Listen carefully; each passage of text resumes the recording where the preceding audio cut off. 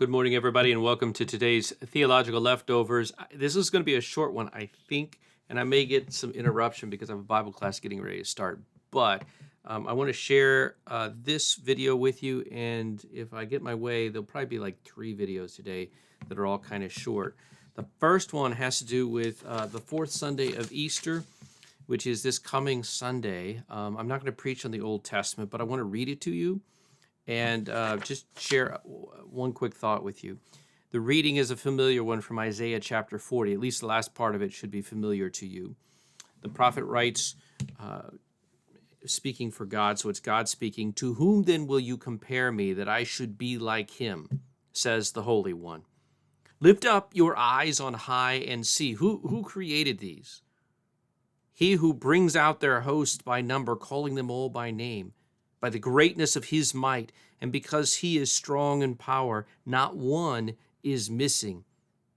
Why do you say, O Jacob, and speak, O Israel, my way is hidden from the Lord, and my right is disregarded by my God? Have you not known? Have you not heard? The Lord is the everlasting God, the creator of the ends of the earth. He does not faint or grow weary. His understanding is unsearchable. He gives power to the faint, and to him who has no might, he increases strength. Even youths shall faint and be weary, and young men shall fall exhausted. But they who wait for the Lord shall renew their strength. They shall mount up with wings like eagles. They shall run and not be weary. They shall walk and not faint." This is the word of the Lord. Thanks be to God. Now, what I just quickly want to share with you is take note, and again, if you want to look it up, it's Isaiah 40, verses 25 through 31. I would invite you to look at the contrast that is made between the way God describes it is between himself and idols. But really the contrast is between God himself and us, the ones who create all these idols, thinking that they're going to serve us, not knowing that we're going to be slaves to them, right? So the comparison is really between God and man. And we see God is not like any other God, right? He created everything, the text points out. He understands everything. He does not grow weary, and he's all powerful, which means he has limitless resources to give. He gives power. He increases strength. He just doesn't have enough for himself. He has enough to give generously, and he does. This is who God is. Anything less than this isn't God, can't be God, right? And so in comparison to that, we see ourselves. We see humanity. We are not like God. We are his creatures.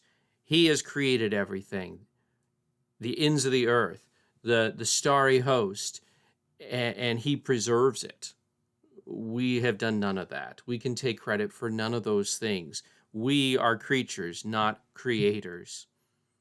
We are limited in our understanding. God to us is unsearchable. If he doesn't reveal himself to us, if he doesn't show us things, we don't see things. He understands everything. We are limited in our understanding. In fact, we are pretty well impotent when it comes to understanding anything without God's help. We grow weary. Even when we are in our prime, we grow weary, and we will fall. We don't have enough strength to stay strong. Eventually we wear out. Eventually we fall, right? So there's the comparison between God and us.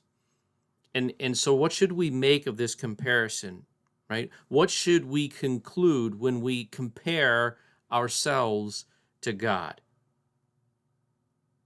What does the text say? It's better, it's wiser, and it's more reasonable for us, rather than trusting in ourselves, to wait on the Lord. It kind of just makes sense, right? It's just the smart thing. It's the best thing. It's the reasonable thing. Since God is who he is and we are who we are, it really only makes sense to wait on the Lord, to trust Him.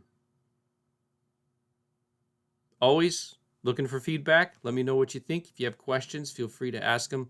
I'll try to respond to them. As I have time later this afternoon, I want to get to our epistle reading. There's at least 3 things that I want to share. There could be a lot of videos coming today, brief, but plenty for you to think on.